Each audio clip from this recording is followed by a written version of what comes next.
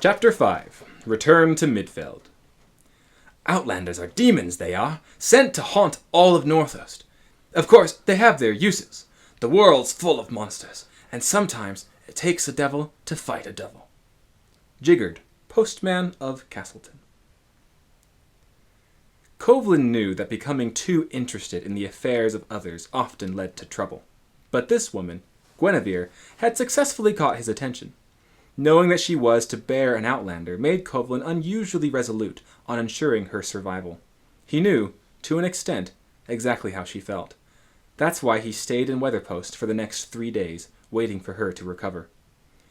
Gwenevere took the death of Lawrence hard. She wept for hours. Covelin helped dig him a grave outside Nildark's home, and buried him. But that did little to relieve her sorrow. Nildark did his best to comfort her, but the old sage didn't hang about the Black Badger often. He only visited once a day to make sure she was doing all right and to pay the innkeeper for her room. Covelin wanted to protect Gwenevere, in case Johanna or another interested party got involved, so he paid to stay in the room across from hers. He was not keen on social interactions, and therefore only visited her to bring her food. The rest of his time was spent outside of her door, listening to her crying intermittently. Finally, on the morning of the 4th day, Nildark exited her room after his daily visit and gave Covelin a smile. "She's recovered sufficiently to leave," the sage said. She wishes to return to Midfield, to her father. She's willing to pay if you'll escort her safely." Covelin frowned. "I can take her to Midfield, but I can't tarry much longer than that. I have business to conduct further south." "After you deliver her to her father and collect payment, you may take your leave," Nildark replied. "I am going to discover how to help her and her child survive childbirth, but if you know anything I don't, I would appreciate being informed." "I am ignorant of that knowledge," Covelin admitted. "I learned very little from my mother about what it means to be an Outlander." "Not to worry, Dragonsbane," Nildark sighed. "I'll find something out." "I am more concerned with Gwenevere surviving long enough to give birth at all," Covelin said. "I am convinced that if Johanna found out about Gwenevere, chances are others have as well. What are her plans to ensure her own safety?" "I'm not sure she has plans," Nildark replied with a shrug. He gave Covelin a wrinkled smile. "But her father is well connected." He paused, worry flashing through his eyes. "What?" Covelin asked. "Gwenevere's father is a peculiar man," Nildark murmured, "and his relationship with his children has always been interesting. I simply hope he'll agree to help her in the ways that she needs." "I'll make sure he does," Covelin replied. "I'd appreciate that," Nildark said. "She's such a sweet, innocent thing. And you take care of yourself as well, Outlander." Covelin snorted. "I promise that won't be a problem." Nildark gave him a serious look. "Covelin Dragonsbane, I fear that something far larger is at work here than what we know. Many of the wise in Northost made note of the extraordinary occurrences in the heavens the night of the recent lunar conjunction. I have been preparing to travel to Castleton to discuss this with a few colleagues of mine when you arrived with Gwenevere." He let out a deep breath and glanced toward Guinevere's room. "I'm still not totally sure what is happening, but I'm leaving now for Castleton to see what I can find out." "I'm also concerned about the child's father," Covelin murmured. "Not many people know where Outlanders come from. I don't believe that some simple man knew this." "I agree," Nildark said. "I will keep my ears open." "I wish you luck," Covelin said. "And to you," Nildark replied.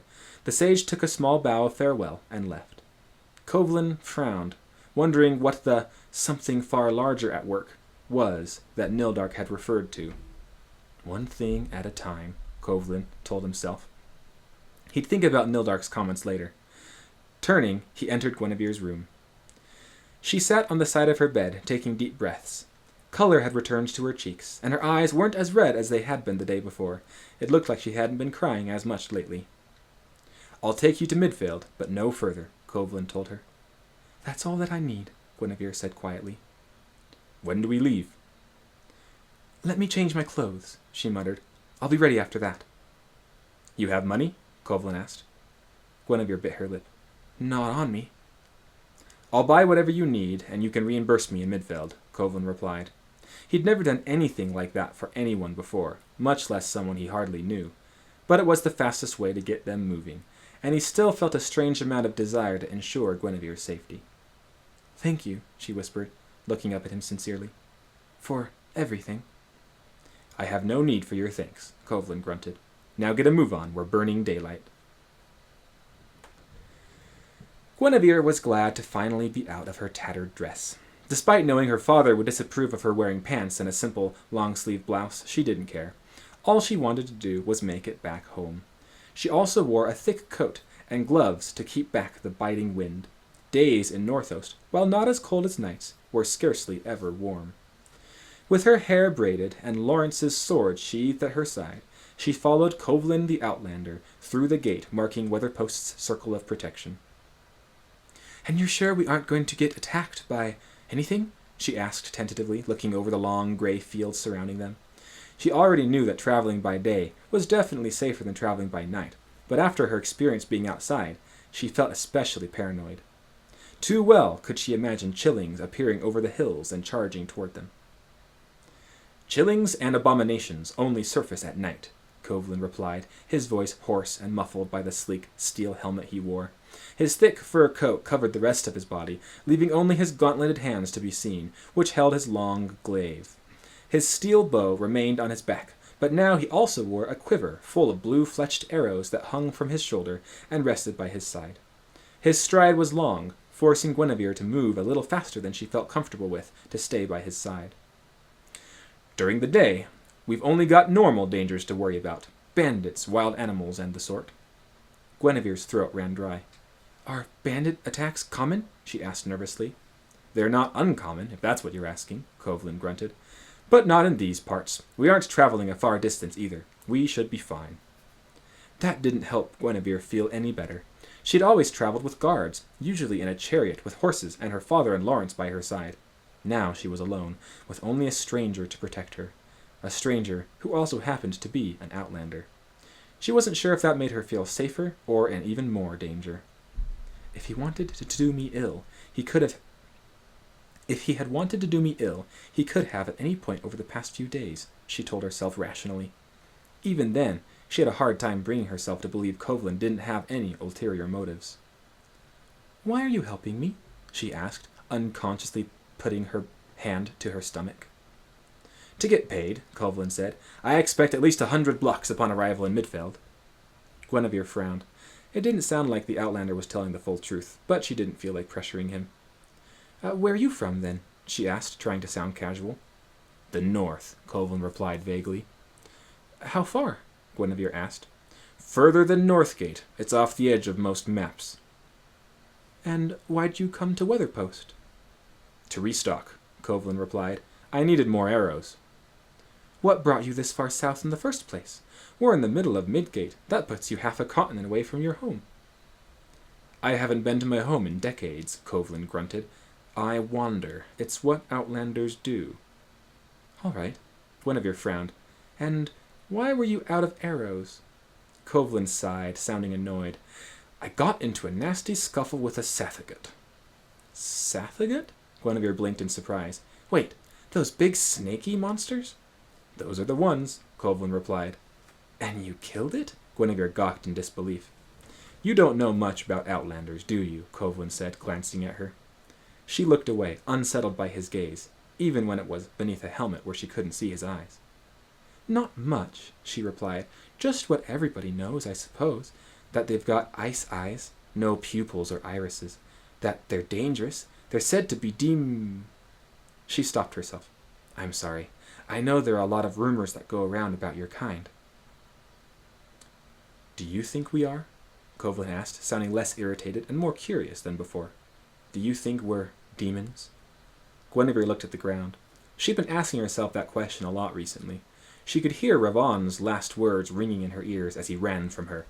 Demons they are, evil as the chill itself, straight from Shazar's hell. Tears stung behind Guinevere's eyes, and she looked away to hide them. I don't know what to believe anymore, she whispered miserably. Her hands unconsciously slipped to her stomach. Could she believe that her unborn child was to be a demon? Not everyone in Northost thinks so badly about Outlanders, Quovelin murmured. Really? Gwenevere asked, surprised. It's true. Take Eastgate, for example. Outlanders are mistrusted there, of course, but not looked down upon. Have you been all over the world? Gwenevere asked, suddenly impressed. She'd heard Outlanders travel a lot, but if Quovelin had been to both the territories of Northgate and Eastgate, and now stood in Midgate, there's a good chance he'd been to every corner of the continent.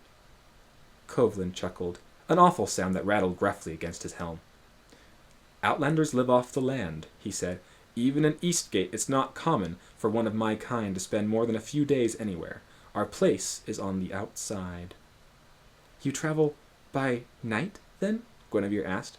She had heard that Outlanders got their names by always traveling on the outside at night. That's why children were so frightened of them. Anything that lives on the outside at night had to be evil. Most often, yes, Quovelin replied. What happens if you run into Chillings? Quovelin shrugged. I kill them. You kill a lot of things, evidently, Gwenevere said. When you live on the outside, it's kill or be killed, Quovelin grunted. Gwenevere shivered. She couldn't imagine ever going outside at night again. How could Outlanders live a life where that was normal? Of course, she'd heard the rumors that Outlanders controlled demonic powers, unnatural magic gifted to them by the father of all evil, Shazar himself. According to the legends, Outlanders were immortal and possessed the power to kill an enemy with a simple touch of their hand. Gwenevere had never believed all these outlandish tales, but now that she had met an Outlander for the first time, the only rumor she was now beginning to doubt was that all Outlanders were evil. I've never heard of an Outlander helping someone like this before, Gwenevere said. Are you rare among your kind, or are there many who aren't, bad? An Outlander at all is rare, Quovelin muttered. I myself have only encountered a handful of other Outlanders over the past 100 years. 100 years? Gwenevere blurted. How old are you? Gwenevere grunted. Quovelin grunted, but didn't answer her question. Gwenevere fell into silence. She didn't want to push too far and risk angering her companion. Looking up, she frowned at the skies. They were a gloomy gray, matching perfectly the bland, empty fields stretching on around them. Unattractively stormy clouds obscured the sun's light, making it feel later in the day than it was. The sun itself wasn't very high at all, even though they were now approaching noonday. Gwenevere had noticed that recently. The sun didn't get very high anymore. It would rise and scrape by the horizon before falling back down at nightfall. At first she thought she'd been imagining it, but she also heard her father discussing it with some scholars from Castleton. The days were getting shorter, and not just because winter was coming. All year round the days were getting shorter, and winter itself was lasting longer. Summer, if it had ever existed in Northost, was brief and never really brought much heat. If you've lived so long, you've probably seen a lot of stuff, Gwenevere realized. Quovelin grunted again. I was just wondering. Gwenevere squinted toward the sun. I know I'm not the only one that's noticed that days are getting shorter. I swear the sun's rising later and later and going down sooner with every year that passes. It's getting harder for crops to grow because they're not getting enough sunlight. I've heard my father talking about it. I was wondering if you've noticed it too? I have, Quovelin replied. Really? Gwenevere asked. How much so? Over the past 100 years, how much has changed? The chill has gotten stronger, Quovelin replied. Chillings are getting harder to kill, and more abominations are being sighted. And yes, the nights have gotten longer. Factoring in seasonal changes, on average, over the past 100 years, a day in Northost has lost almost 2.5 hours. 2.5 hours? Gwenevere murmured in shock. And it's been accelerating, Quovelin replied. It took almost 70 years for the day to lose 1 hour, and then 30 years for the day to lose another hour and a half. If that keeps up, Gwenevere whispered, trying to do the calculations hastily, give it another 100 years and...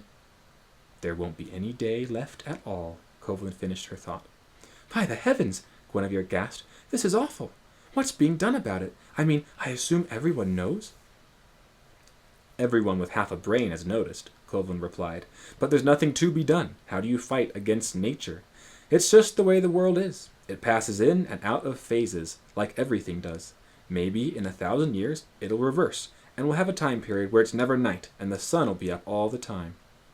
Covelyn couldn't tell if she should take Covelyn seriously. He didn't sound too concerned at all about the fact that days were slowly getting shorter. But if it gets to the point where the sun never rises, we'll have some serious problems, Gwenevere said. Traveling will be impossible, not to mention the crops. Humanity can adapt, Covelyn replied with a shrug. It did when the chill arrived. Most people thought the world was ending. But it's been almost 500 years, and Northost is still around. I promise you, lass, in another 500 years, whatever happens with the day's length and the chill, mankind will endure. He gave Gwenevere a look. It's what you humans do. You're stubborn. You'll survive. Gwenevere didn't believe Covelyn in the slightest. She found herself battling the shock of this new revelation, and breath became difficult to find. Deciding to stop talking, she focused solely on steadily inhaling and exhaling. They spent the next portion of their journey in silence. Gwenevere watched her feet, keeping a hand on Lawrence's sword. She'd never practiced swordplay, nor had she ever owned a weapon before, but she couldn't bring herself to leave the sword behind. She thought he'd have wanted her to have it. She gripped the handle tightly, trying to shove the thought of Lawrence from her mind. Crying in front of Covelyn wasn't something she wanted to let herself do. After a few hours, they crested a hill and saw the charred remains of 5 humanoid creatures sprawled on the road ahead of them. Gwenevere stared at them in horror for a long moment before she recognized them as chillings. Their skin sizzled and looked to be melting off their bones. That's disgusting, she said. What happened? This is why chillings and abominations only come out at night, Covelyn said. The sun is too much for them. The chill only has power at night. The sun just burns them? Gwenevere asked. Like dried weeds in a fire, Covelyn replied. They usually hide during the day in chill trenches to avoid the sun. Why didn't these ones then? Gwenevere asked, staring with transfixed repulsion at the blackened corpses. I would guess these are some of the chillings you faced on your journey to Weatherpost, Covelyn replied. Your brother and the wizard must have slain these 5, leaving their bodies to burn at sunrise. Gwenevere put a hand to her mouth and looked away. Alive or dead, she never wanted to see a chilling again. They continued in silence for a while. With each one of Covelyn's steps, his armor rattled beneath his fur coat. Gwenevere noticed that it sounded strange. It wasn't normal chainmail, like Lawrence had had. Then again, if Covelyn was over 100 years old and had traveled the world, it made sense that he would have something of higher quality than normal chainmail. Most of the trip was uneventful, which pleased Gwenevere. As they entered the last hour of their journey, however, she spotted movement on the horizon. Something was on the road ahead of them, coming toward them. Panic shot through Gwenevere's system, and she drew Lawrence's sword. Covelyn chuckled. You don't get out much, do you? He grumbled. It's just another traveler. Put the sword away. Gwenevere took a breath of relief. That makes sense, she thought, sheathing her sword sheepishly. People travel during the day all the time. It turned out to be a horse-drawn cart with a middle-aged man at the reins. Covelyn remained indifferent as they passed, but Gwenevere waved amiably. She was surprised by the man's response, which was to scowl and look away, pulling his thick wool scarf over his mouth and flicking the reins for his horse to go faster. Most people on the roads aren't to be trusted, Covelyn told Gwenevere after the man passed. I wasn't worried about the man attacking us, Gwenevere said, but he might have been worried about us attacking him, Covelyn grunted. It's best not to be friendly when you're on the outside. Gwenevere had never had the opportunity to wave at passing strangers on the roads before. Chariots and mounted guards made that difficult. She decided she liked her life much better before becoming acquainted with what most people were like. As that thought turned in her head, they came around a bend and Midfield came into view. Relief flooded through Gwenevere and she began to run, but Covelyn caught her arm. Wait, he murmured, sounding concerned. What? She asked, irritably. I'm finally so close to being home. Something's wrong, Covelyn muttered. I sense a large amount of the chill close to us. But the chill is only active at night, right? It should be, Covelyn whispered. Could it be someone infected by the chill? Gwenevere asked, like Lawrence was from his injury. What I sense is a creature fully powered by the chill. Like a chilling, but larger, Covelyn replied. And it's inside Midfield.